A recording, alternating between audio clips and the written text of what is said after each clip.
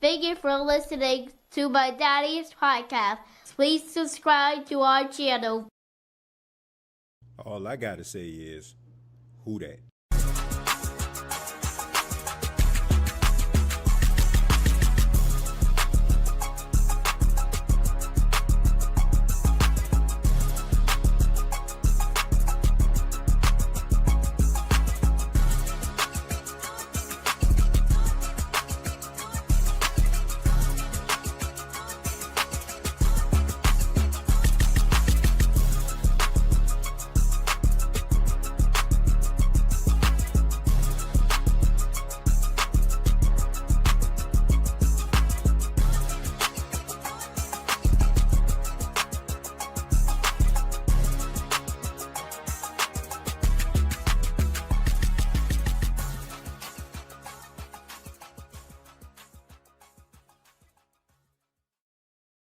Hey, what's going on, Who Dat Nation? It is yours truly, TJ Jones. And yes, I am the host of the State of the Saints podcast. Thank you so much for checking out the State of the Saints podcast, where we talk New Orleans Saints.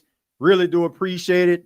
Well, Who Dat Nation, man, we're down to our final day in the month of 2025, man. New Year's Eve is tomorrow if you're watching this live. But thank you all so much for checking out the State of the Saints podcast, where we talk New Orleans Saints. Before we get started, I do want to acknowledge the fine folks that came over to the NFC South Roundtable. Checked out that episode. A lot of fun to do. Shouts out to Bro Talk. Shouts out to Kobe. Shouts out to Clay. Shouts out to James, man, who wasn't there tonight. Had somebody to fill in for him, but shouts out to my guy James, man, missed him tonight, but we had a good show, and thank you all for chiming in, coming over, and talking a little bit of NFC South football. But we're here now to talk about the New Orleans Saints, and the New Orleans Saints have a big time Week 18 matchup, regardless to what is on the line. We know that sometimes bragging rights could be an incentive in a game like this. The Saints taking on the Atlanta Falcons, and this is going to be a tough game for the Saints, as we've seen the Atlanta Falcons on Monday night, able to take down an NFC juggernaut in the Los Angeles Rams. But we know that in these division games, everybody knows everybody, and it's going to be a very, very tough game for both parties. And looking at the New Orleans Saints over the last couple of days, in the last couple of weeks, I just got to say, I'm just been very impressed with the team. It's definitely a breath of fresh air to actually see the New Orleans Saints really starting to turn things around. And it has a lot to do with Tyler Shough being a quarterback, of course, but there's a lot of guys that are stepping up, that are making plays and being there and being a reliable target for Tyler Shough. Defensively, the Saints have been stepping up and making plays, and hopefully they can finish the season strong. Shouts out to everybody in the chat right now. We're going to just go ahead and read some comments, and then we're going to go ahead and roll up out of here, man. That's just how we're going to do it on this episode. But do appreciate you. If you are new to the channel, I ask that you hit the subscribe button, hit the like button. Just want the channel to grow, man. Just want everybody to hit that subscribe button if you have not already. If you check out the show, please do so. All right. But let's go ahead and get into it, man. Not going to waste any time. Says, I smell enough said Falcon fans are delusional. I don't know, man. I mean, coming off a victory like that, and the way their team is structured, I can understand why they feel like they could get the sweep. I mean, I'm not going to even try to discredit them on that. Now, I will say this, like in these type of games, they don't really live up to those expectations, and that has been the issue with this team. But I can understand why they're excited. The Saints better come to play if they're going to be able to knock off these guys, though. What's happening, TJ? You be representing on that round table. Slim, I appreciate that, man. Look, I try to be as objective as I possibly can, all the while, like just providing perspective about the Saints. I don't want to be one of those people that they're just so delusional to the fact where I can't see the imperfections of the football team, but all the while, so much of a homer that I'm just out there just bashing the other teams. And, I don't want to be that. I try to provide perspective, in a process of, in a process of like just providing insight. So I try to do my best, man, to try to represent the New Orleans Saints, but also just try to do my best covering the NFC South. And I appreciate you, Slim. Thank you for your support. The best podcast show of 2025. Can't wait to see what 2026 has for you, TJ. Jamal, I appreciate that, man. Look, I'm just trying to grow as a show. And, as we approach 2026, definitely want to add some more things. You're going to see more like probably pre-recorded, edited shows, kind of going back to the original format. And then you're also going to just see some other programming as well, man. So I'm going to be like talking about like several other things as we kind of wind down the regular season. I'm going to have something for everybody. We're going to get back to doing a state of the NFL. We're going to get back to doing the wrestling podcast that we have on deck. And we're also going to be covering the Saints. So I'm going to have something for everybody. And I'm trying to think about a creative way to just have a general podcast just talking about life and different type of situations like that where we have people that just come in. So big things we're trying to do in 2026, but most importantly, we're trying to expand this show. And we're going to do that, man. We're going to try to bring it to you. That's why, if people don't know, man, we travel here, right? We go to, especially around this time of the year during the off season, we go to the NFL Combine, or we go to the Senior Bowl. So I know sometimes, people see, a podcast and they just see you in a room, but man, we get out here, we get active, man. And we take a lot of pride in this show. So stick with me, man. I'll be out there. I'll be out there in Mobile. And, if everything goes right, I'll be in Indianapolis, giving you all the NFL Combine like I did last year. Objectively, is definitely an appreciated trait. Make the podcaster more likable for sure. Yeah, objectivity. Yeah, exactly. Objectivity, being objective. Like, I don't want to get into all this, man. But like, y'all know how it goes, man. Like, I just answer the questions, and based on what you all put here, y'all dictate the show. But I don't want to be one of those people that's like this super shock jock, And I take a lot of offense to people that just feel like I just be saying stuff just to say it. Or, like I just throw it out there. Like, I don't have to be a shock jock. And I'm saying this as humble as possible. Like, I don't have to be a shock jock. Like, I watch hours upon hours of football, like, and not just the Saints. But, when I do try to give my opinion, I try to provide insight. And sometimes I'm right and sometimes I'm wrong. But it's never to a point where I'm just trying to just throw something out there and hope that it sticks. And I think that probably one of the main reasons, I don't think I have caught on as much as others, because I'm just not trying to be that type of person. Like, I try to be as entertaining as possible. I try to provide like information as much as possible, but I'm not trying to be a shock jock. They got too many of those out there. And I just feel bad for a lot of these podcasters that feel like they have to take on that type of identity in order for them to generate success. But I feel like the best podcasters are the ones that are unapologetically themselves. So that's what I try to be. Dirty Bird fans are not going to sweep on our team on Sunday afternoon. TJ Tyler Show going to do it again at Mercedes-Benz Stadium. Dirty Birds fans keep choking all the time. Look, man, I just want to see the Saints go out there and play well, man. I definitely don't want to see them get swept. Shouts out to Josh. Josh says, "Oh, G." Yeah, man. Shouts out to you, Josh. Thank you for being here, man. Like I said, man, we'll be back doing another. We definitely will be during the state of NFL. We'll be kicking that off this week as we get ready for Wild Card Weekend. So if you haven't subscribed to that channel, please do.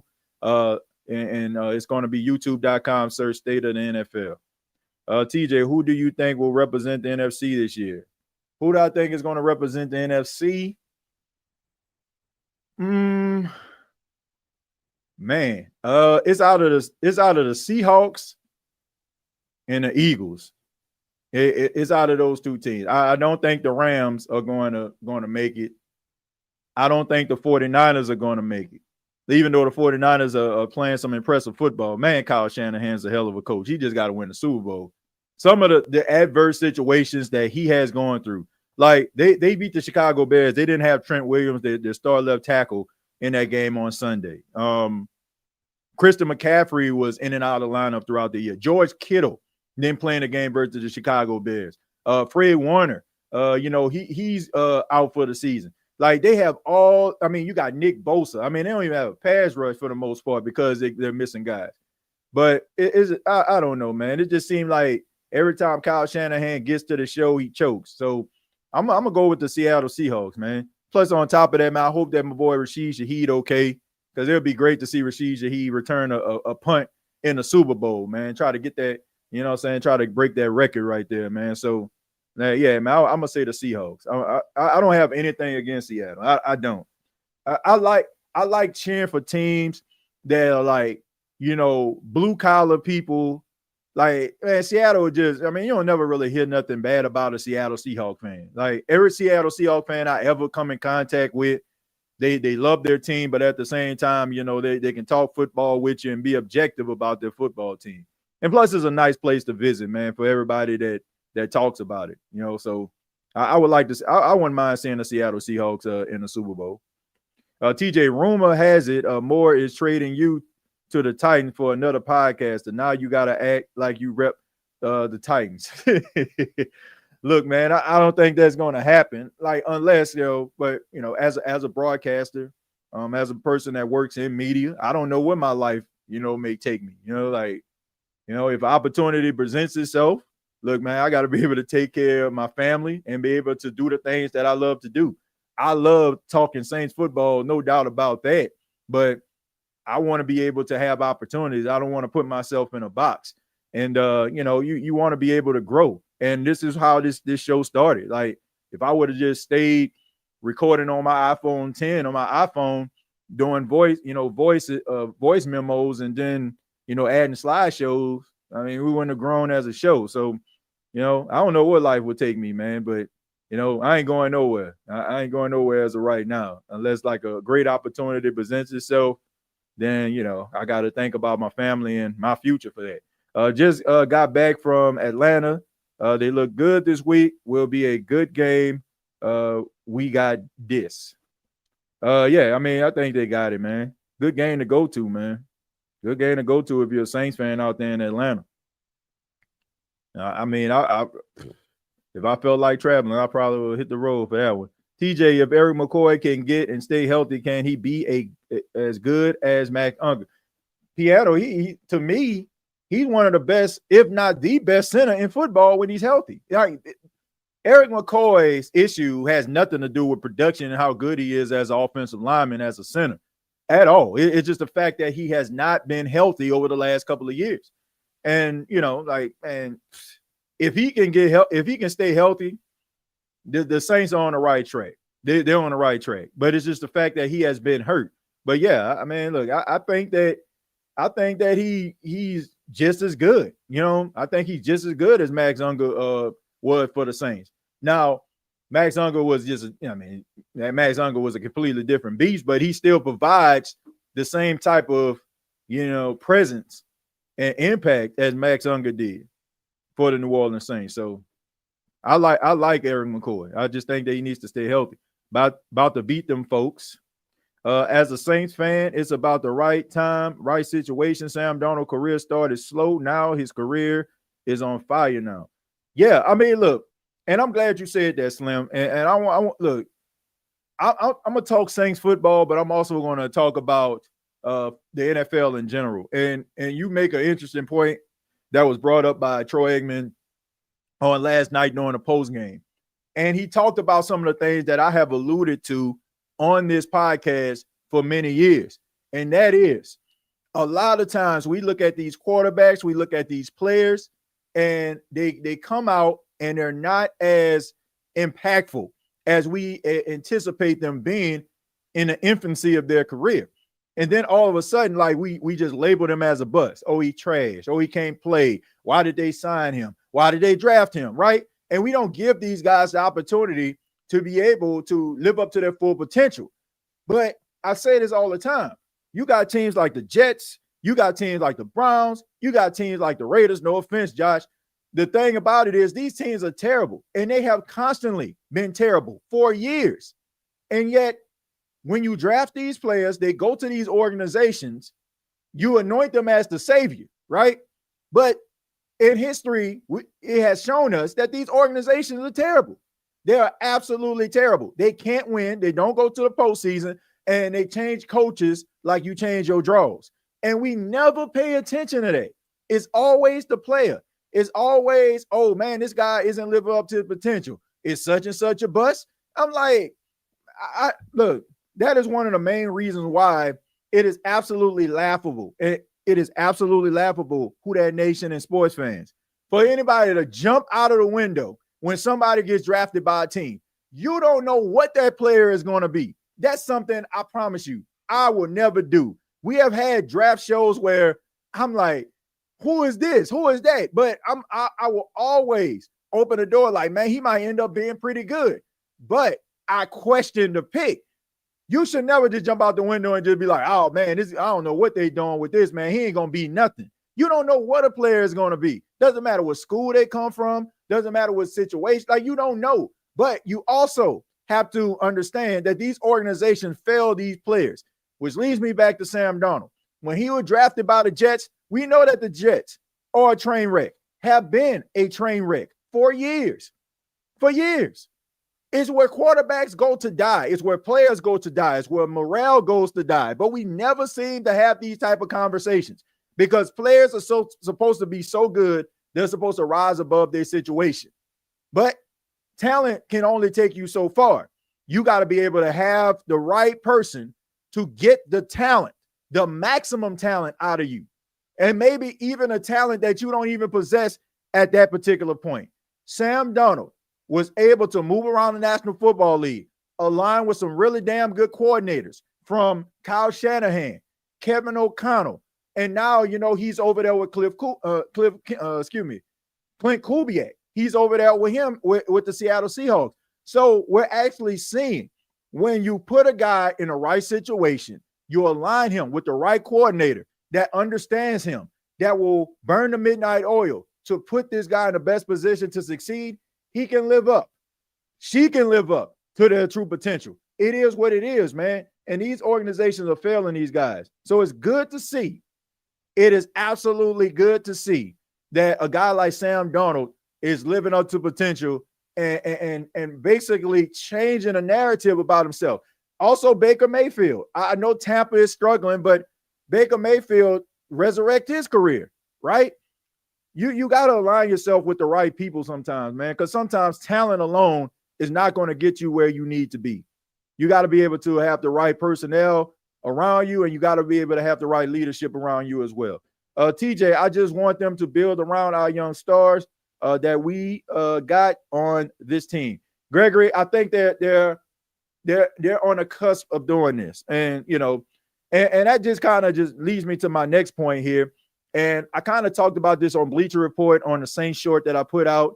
If you are not on Bleacher Report, download the app, select the New Orleans Saints. You'll see my daily content about the New Orleans Saints. We're going to wrap that up for the 2025 season, but I'm still going to be doing those, and that's going to be available right here on this channel. So be on the lookout for that. But it leads me to my next topic, which talks about the Saints front office. I think that's a good segue there. When we talk about the Saints front office improving this team. And, we don't want to have this conversation. I know some of us, we're still skeptical about it, but we got to give credit what credit is due. Mickey Loomis and the front office of the New Orleans Saints did a good job in 2025.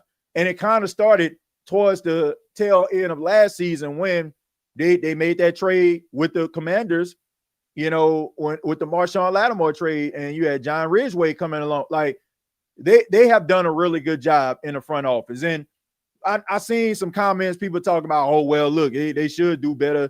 Mickey Loomis brought this guy in, brought that guy in. Look, if the Saints was sitting up here looking trash, Tyler Shough didn't work out, draft picks were looking atrocious, guess what?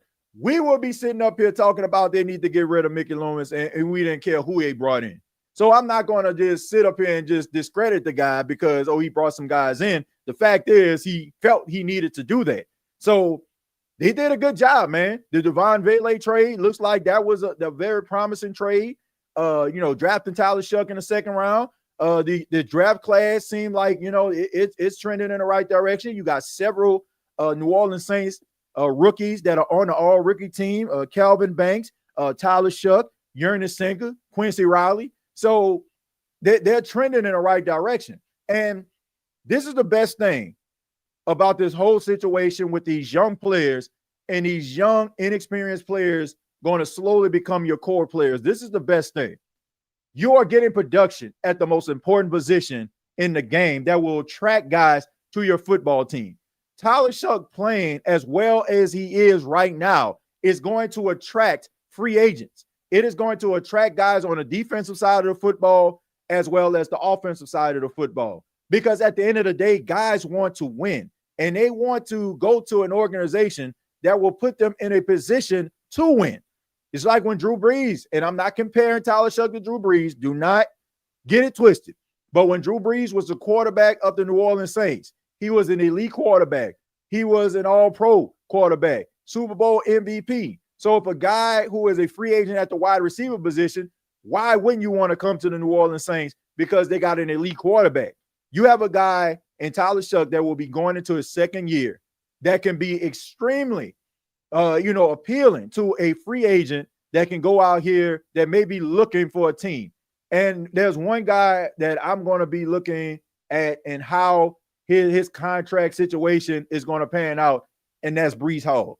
Having Brees Hall come to the New Orleans Saints as a running back, if the Saints decide not to go with a Jeremiah Love in the first round, they decide to get somebody like Brees Hall, that will be a breath of fresh air for the Saints offense. So it does wonders for your organization when you have a quarterback that guys feel like can put them in a position to win. It attracts free agents, and I just think that you won't have so many guys that will, pass up the opportunity to come play for the Saints. Like Noah Fant, like he wasn't even interested in the Saints, right? Like you got other players that the Saints, looked at, brought in, probably ate the beignets, probably, ate the etouffee and said, thank you, God bless, good night. Had no intentions on signing with the team. So right now, you actually got some players that make the Saints appetizing. Right now, right now you got a team that, you could probably put some pieces around Shough, get that defense right, get some 3-4 type defensive players that Brandon Staley can add to the team, little speed on the outside and the perimeter, and man, you might end up being a damn good football team in 2026. All right, so let's see. Sam Darnold definitely shook back last year. The Raiders are 15-1 right now, and I guess in a alternative universe, there. Yo, TJ, what are your thoughts about the team? Or the new look on the 2026 schedule with primetime and NFC and AFC rivalries and Sunday night football, Thursday night, Monday night, and a trip to France is going to be a real bigger schedule like that. Well, look, I think when you have a appealing roster, when you have a guy with some promise, you're going to get some primetime games. I guarantee you the Saints will get some primetime games in 2026. I guarantee you. The way that Tyler Shough is playing in his rookie season, it is going to give the Saints some primetime games, because not only are local media talking about Tyler Shough, national media is talking about Tyler Shough. I was watching Scott Van Pelt on ESPN. They have the Hemi Awards. They had Tyler Shough up there with Drake May and Matthew Stafford. This is the type of stuff that people are saying about Tyler Shough. Now, you got to play the game. And I'm also interested to see what his second year is going to look like. And, there are no secrets anymore, right? Everybody knows where the bodies are buried. Everybody knows how to attack you because they have enough on film to be able to attack you the way that they want to. So you got to be able to adjust as well, which Tyler Shough has. I mentioned on the NFC South Roundtable, I talked about Tyler Shough. Tyler Shough, can you believe this? Tyler Shough against the blitz completes passes at a 76% completion rate. If you blitz Tyler Shough, he's completing passes 76% of the time. That kind of stuff right there as a rookie is absolutely amazing. Tyler Shough is changing the narrative of how the NFL is going to approach guys that come into the league late. Not only him, but Bo Nix as well. These two, like, we know that the NFL is a copycat league. What was the biggest knock on Tyler Shough? Oh, he's going to be 26 years old at the start of the season, right? That was the narrative. Bo Nix, what was he, 25, 26, starting for the Denver Broncos in his rookie year. He has been to the playoffs every single year since he has been in the league. All I'm saying is people are going to start looking at those guys, maybe those journeyman quarterbacks who probably bounced around a little bit, probably played a lot of college football, probably seen a lot of defensive schemes. They're going to be paying attention to individuals like that because of Tyler Shough and Bo Nix. So, you know, and then on top of that, for some of my younger listeners out there, understand this. 26 years old, being a starter in your first season is not like something that's new. Growing up when I was young, you didn't have rookie quarterbacks that were starting 20, 21 years old. That was unheard of. You would get a young quarterback, you would draft him maybe in the first round or something, and you had this dude sitting out here 3-4 years. He will actually be starting around 25, 26 years old. So when people are like, oh man, you know, like, oh man, he old. Well, look, think about this. You rather have a guy who you just thrust out there at 20, 21 years old, young, inexperienced, like probably played a handful of college football games, and you just throw him out there, and he's not ready because he hasn't seen everything. And he goes out there, gets sacked here, interception there, getting tweet about here, tweet about there, kill his confidence, and his career is over by the age of 24 years old.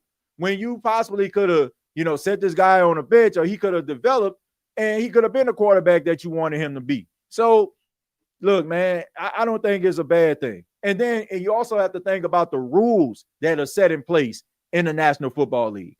Like, you can't go at a quarterback's legs. You can barely touch him. You can't put body weight on him. Think about all of these rules that are beneficial to the quarterback position. Tyler Shough can play till he like in his 40s. Like if he's take care of himself, he doesn't take unnecessary punishment. Tyler Shough, if he continues to play well and live up to expectations that are set upon him right now, he can play like for a very long time. So how old is 26 really? Seriously, how old is 26 really when you have all of these rules that are set in place and, guys can play for a long period of time? You still can have a double-digit career in the National Football League starting at the age of 26 years old. So I never understood that narrative, and it just seemed like something that people just wanted to make a big deal out of. But the NFL is a quarterback-driven league, and they trying to protect those quarterbacks. Part of Dennis Allen's problem was he has a good defensive mind, but he ain't got a clue on the offensive side of the ball. Well, that's the reason why you get coordinators, though. That's the reason why, William. I mean, he doesn't have to. I mean, and you can't say that because you got to be able to know how to attack offense. So, I mean, I feel like you definitely got to understand what offense has, how it is attacking your defense. So he has to have like some understanding about the offense. I mean, how can you be a good coordinator? Hey, TJ, do you think Cam and Davis coming back next year? That's a good question. I think the way that Cam Jordan playing this season, yeah, I do. The way that Demario Davis to me just seems like a lifer. He just seemed like, they probably just gonna keep him around for a long time. But yeah, I can see both of those guys coming back. But I also see if you're asking me, am I 100% confident that Cam Jordan is coming back? I am not. Not the way that last home game turned out. That last home game turned out like he kind of knows something that we don't. Like you ain't about to invite your entire family down there and just make a big deal out of that. If talks weren't happening behind the scenes or lack of talks are happening behind the scenes. But look, Cam Jordan deserves to finish his career on his own terms. Rather it's, maybe, finishing up with the Saints or going trying to chase after a championship. I just don't understand it. Like Cam Jordan has 130 sacks in his career, 131, I believe, as of right now. And, it'll be unfortunate to see this guy get, missed on year after year for the Hall of Fame. He is a first ballot Hall of Fame, if you ask me. Like they were talking about tiers of pass rushers and stuff like that. And, during the era of Cam Jordan, they had him as like tier 2. I don't understand what people are talking about. This is a guy that has 130 sacks. This is a guy who came from the University of California, was known as just basically like a run defender, right? Be able to set the edge. And he has carved out a career that is a Hall of Fame caliber career. I don't even think it's without question. But we know that sometimes guys, end up getting snubbed because maybe they don't have a Super Bowl, or maybe, they ain't never played in the Super Bowl. It's stuff like that. And I wouldn't want that to happen to Cam Jordan. Cam Jordan, to me, is a first ballot Hall of Famer, and he deserves to go out there to try to, go to a team. If the Saints are still trying to figure it out, he deserves to go to a team where he can try to get himself a championship or try to contribute to a championship. So, I mean, regardless of what they do with Cam Jordan, I mean, you got to respect the guy in his career. And I just think that Demario Davis, he's probably more than likely going to be back next year. I think so, Corey. They see where the team is headed and they want a ring. Let's see. They just mad because we found a quarterback. Yeah, I mean, look, the NFC South is nervous. They are, and justifiably so. Like they should be. But I mean, but at the end of the day, this like we seen quarterbacks like hit the league and take the league by storm, and then all of a sudden they kind of just taper off. But hopefully that's just not the case. But they see what Tyler Shough is doing, and they see it. They see the talent, they see the ability, they see the skill set, and he's much better than a lot of people give him credit for. So, yeah, I mean, if Tyler Shough can continue to build on this momentum, if he continues to become like the elite quarterback that it seems like he has the potential to be, then it can be tough for the NFC South if they don't get some quarterbacks off in this thing. TJO, who you think the Saints will love to have in this year's draft? I don't know who the Saints would love, but I can tell you who I would love. Speaking of love, Jeremiah Love. That's who I would love to have on this team, Jeremiah Love. Look, watching that game last night, rather you like, and I'm talking Monday night if you're catching this pre-recordedly. If you're catching it in a form of a pre-recording, there we go. Bijan Robinson, right, on Monday night. Like if you get yourself a really good dynamic running back, he's a difference maker. And Jeremiah Love is a difference maker. And that's what the Saints need. The Saints need offensive difference makers. They need guys that can get yards after the catch. They need guys that can make somebody miss. Several of Bijan Robinson's long runs came off making somebody miss. There was one play where this defender, the interior lineman, had this dude dead to rights. And he just drops off of Bijan Robinson. Bijan Robinson puts his hand on the ground and just completely explodes through the hole for about 30-some-odd yards, right? I mean, even that 93-yard touchdown, see, that's what you need on your football team, man. I understand, like, okay, people don't really value the running back position like they once did because they feel like it's an expendable position.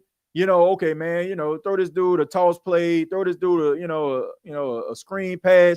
Like, they feel like, it's an expendable position. But when you have a guy who can really get them yards after the catch, that can create opportunities, get a Derrick Henry who can be a battering ram for you, have a guy like Bijan that can make somebody miss, classic old school throwback AK.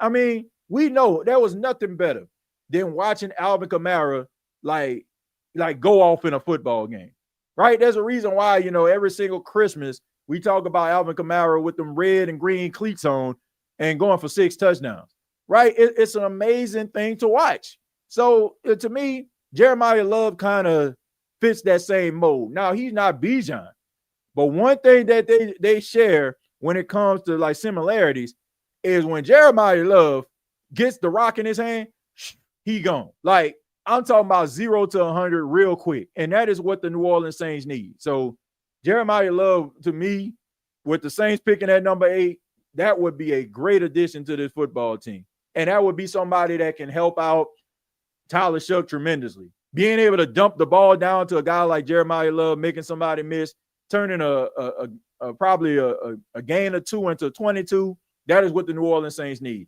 The New Orleans Saints need playmakers. They need guys that can catch the ball, get yards after the catch. If it's a wide receiver out there, and right now I'm going through the process of seeing guys who can get that yak, get the yards after the catch, and who has some real strong hands. So I'm kind of going through the draft process right now. Who can be that guy? That's what the New Orleans Saints need. The New Orleans Saints need guys that can create their own plays. Like kind of similar to a Christian McCaffrey, kind of similar to a George Kittle. Make somebody miss. Make somebody miss, man. That's what I'm talking about. TJ, Alvin pretty much done. I don't know if he done or not, man, but he had a lot of injuries over the last couple of years. Let's see. Estimate look good. Yeah, Estimate does look good, but Estimate is not. He's not an every down back. Like he's that guy like you want to have on your team because he runs hard, he plays tough, kind of like that Pierre Thomas type, right? He's not the fastest guy in the world, but if he's on your football team, he's a difference maker, right? That's what Estimate could possibly be. I mean, there are certain running backs to me when they're on your team, they're beneficial. Like Latavius Murray comes to mind. Like Latavius Murray was never going to be the feature back on the team, but he's a guy you put into your lineup, right? And I mean, you give him the ball and he makes some things happen. He leans forward, he gets 3 yards. And that's what Estimate is. Like a lot of what Estimate did on last Sunday versus the Titans was his own doing. And that's what the New Orleans Saints need, especially if they're trying to repair this offensive line. I love Jeremiah Love on this team. Yeah, I would too. I can't say that just yet, TJ. I don't know what you were referring to, Greg. I don't know what we're talking about here. You kind of have to kind of clarify your statement here. I don't know if I missed half of what you were saying or not, but I don't know if you're referring to Jeremiah Love or something else that I said. Jeremiah will be perfect for this team. Alvin has 1 year left on his contract. I'm gonna tell y'all this, okay? Look, for those that are kind of on the fence, let me help y'all out with this. Think about Kellen Moore and think about everywhere that Kellen Moore has been, right? Just for a second. But I do want to acknowledge this $2 donation from Aaron. Aaron says, what do we do with Kendre Miller? Look, Kendre Miller got to stay healthy. And right now, he got to be, I mean, he kind of got to be on a bubble here, because he's not a Kellen Moore guy. And, I think the Saints went into training camp with the intentions of possibly like cutting Kendre Miller. But he played so well and did so many good things that, they decided to keep him on the team. But look, you've been hurt every year of your career.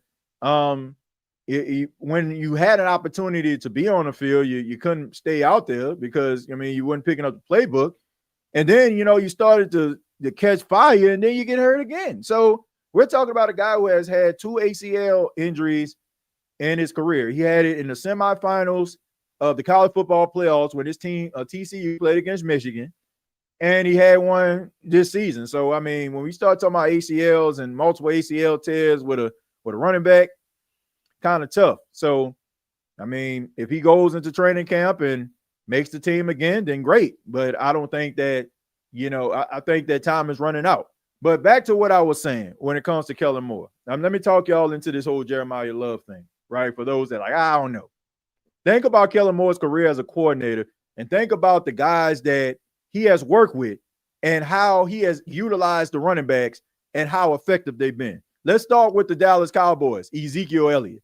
Ezekiel Elliott, he was a guy who ran in between the tackles, caught the ball out of the backfield, was extremely productive for the Dallas Cowboys. Then he goes to the Chargers. Austin Eckler has like one of his best seasons as a running back, right? Then he goes to Philly. Saquon Barkley, who was dealing with injuries throughout his career with the Giants, goes to the Philadelphia Eagles, runs for 2,000 yards. I say that to say this, ladies and gentlemen. Kellen Moore knows how to utilize an extremely talented, athletic running back. Plain and simple. If Jeremiah Love was to come to the New Orleans Saints with Kellen Moore calling plays for him, I guarantee you you're going to be excited watching Jeremiah Love play because Kellen Moore knows how to utilize a running back in his scheme. The biggest, I think that the biggest mistake that people make when it comes to Kellen Moore is to believe that he's just a pass-happy type of offensive coordinator. He's a guy that utilizes what he has. If he has a dynamic running back that he can run the ball, he's going to do that. If he has a quarterback but not really a good running game, he's going to throw the football. He utilizes the team the way that it is structured. Like whatever benefits the team, that is what he goes after. So to me, if Jeremiah Love comes on his team with Kellen Moore as the head coach and also coming up with the, calling the plays, it might be pretty damn dynamic. Let's see. The nation got us picking Love, TJ. Well, I'm telling you, man, like Jeremiah Love with the New Orleans Saints would be a key addition. And that's what the New Orleans Saints need. A lot of people thought that the Saints would go after, Ashton Jeanty this past draft. And, like I said, look, the Saints need playmakers. That plain and simple. The Saints are probably going to go offense like probably the majority of the draft, in my opinion, because they see that they got a quarterback that they can build around. So you get yourself a running back along with even if you do bring AK back, look, Alvin Kamara is not one of those guys that like, okay, man, Alvin, look, this is what we're gonna do. Look, we gonna we appreciate what you're doing, but we're gonna split these reps. Alvin not gonna be sitting up there going on, doing press conferences talking about, oh, they need to give me the rock more. He's not even wired like that. Like even I've seen a couple interviews where Alvin was even talking about like sharing the load. So like if you can get somebody like Jeremiah Love up in here and kind of alleviate some of the pressure of Alvin at being 30, 31 years old, if you want to keep him here, that's a really good 1-2 punch. And if you add Devin Neal, as long as them hamstrings can stay under control, I mean, you got yourself a 1-2-3 punch. And if you want to roll with Ultric Estime as a guy that kind of is in and out of the lineup in case somebody gets hurt, like you got yourself a really good, credible running back room.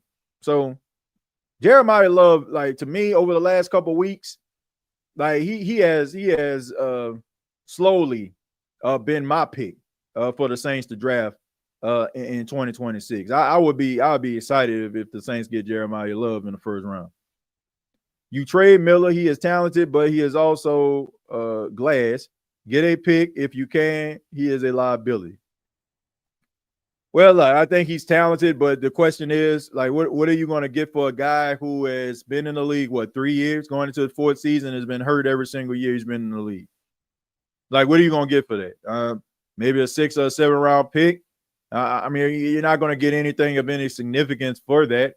I don't want to say that, man. I mean, we know that it doesn't matter. Sometimes those 7 round picks can pay dividends for you, 6 round picks, etc. But nobody is going to give you anything of what they consider high value for a guy like Kendre Miller. So we got to put that thing into perspective. But I do agree with you in regards to him being talented. But I mean, I'm pretty sure somebody give you something for him, but it's not going to be anything of, we're going to knock your socks off or anything like that. Yo, TJ, dude, have you heard Drew Brees is among former team players has finalized on 2026 Hall of Fame? I'll be surprised to see like that. Well, look, yeah, I seen the Jeremiah, and in other news, it's dark outside because I'm doing the show at night. I'm a black man. I mean, man, come on, man. I mean, we all knew that. We all knew that Drew Brees was going to, be a first ballot Hall of Famer. Like this is about as a sure thing as you possibly can get. Like I'm so sure about this. Like if Saints fans want to book tickets to Canton, Ohio right now, just go ahead and do it. Like there is no way, no how that Drew Brees will be passed up in a Hall of Fame. Like we might as well just make this thing a foregone conclusion. Now they need to put my boy Jari Evans up in that thing. Like this is getting ridiculous. They should have put him in last year. It would have been great to see Jari Evans in the Super Bowl in the Hall of Fame in New Orleans. Would have been great to see Cam Jordan win Walter Payton Man of the Year. They kind of set it up. And, you know, they put Drew Brees out there, Steve Gleason. I'm thinking, oh, snap, man. Cam Jordan about to win. Drew Brees is the first ballot Hall of Famer. I mean, go ahead and get your tickets booked right now. You know, I see y'all boys in Canton. I'm going to try to get out there, man. I'm trying to get out there to Canton, Ohio for the Hall of Fame game, man. That is something like that. That's a foregone conclusion. You might well go ahead and book your tickets. But go and book them tickets right now, man, while you can get them for the cheap.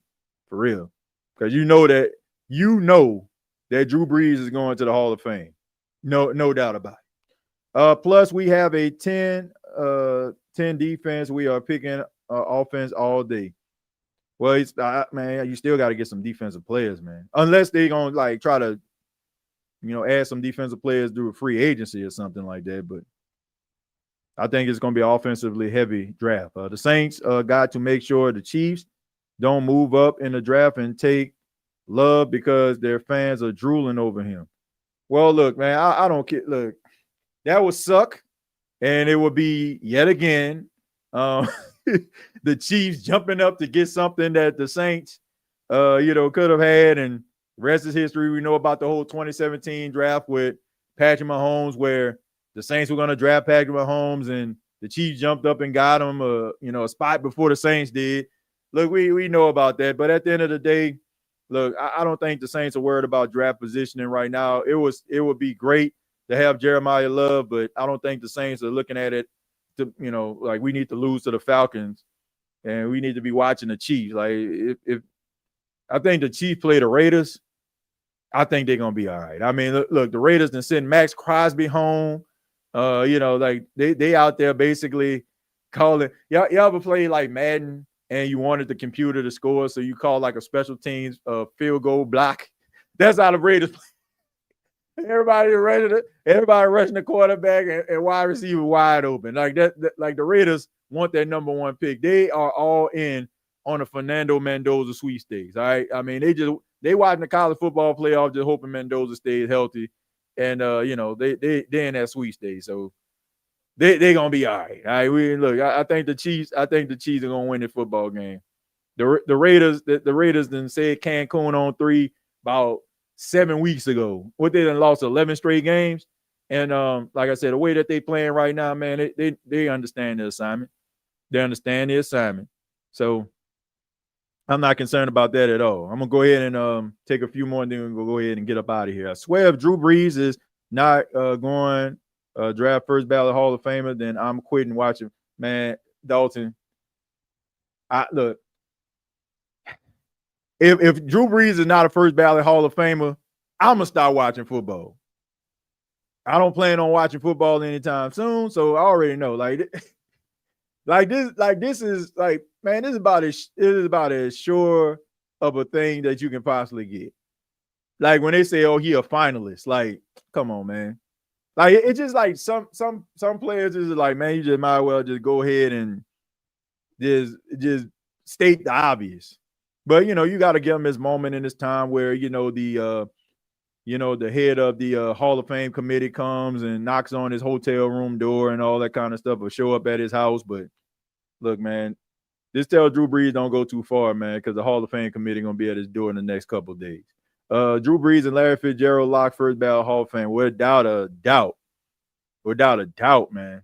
And let's put Jari Evans in there. Enough is enough. He's been a finalist for the last couple of years. Let's get Jari Evans and Drew Brees off in that thing. I will still watch football just because. Well, look, I don't think you have to worry about that, Jerry. You ain't got to worry about that. Because Drew Brees is a first ballot Hall of Famer all the freaking way. I meant enter first ballot. Sorry, messed up. I understand what you meant. I understand what you meant. But yeah, man, that's about as sure as a sure thing can be right there, man. Book y'all tickets to Canton, man, while y'all can get them for the cheap. Go on Priceline, get a deal, probably. But thank you all so much for checking out the State of the Saints podcast. Really do appreciate it. Thank you to all of you that stuck around from beginning to the end. I ask that you hit the like button. If you enjoy the State of the Saints podcast, if you enjoy the content, I want to say Happy New Year to all the people out there, right? I mean, we're 1 day away from a new year, last day of 2025, man. And look, count your blessings, ladies and gentlemen. Count your blessings. There's a lot of people that started this year with us, didn't make it. right? So I mean, it's a blessing to be at this point, and you know, I'm extremely blessed to be able to do a show like this every single week, to chop it up with some of the most loyal people and loyal Saints fans in the entire world. And I really do appreciate you all for the love and support, rocking with your boy from the beginning of the year to the end and throughout the years. I really do appreciate it. You can follow me on X at TJAYJones8. Right. You can also check out the NFC South Roundtable every Tuesday at 8 p.m. Check out the most recent episode that we did on this Tuesday. If you're watching this live, we did it on tonight. So make sure you check that out. And make sure you check out previous episodes here of the State of the Saints podcast. Till next time, all I got to say is Merry New Year! Merry New Year! Thank you for listening to my daddy's podcast. Please subscribe to our channel. All I got to say is, who dat?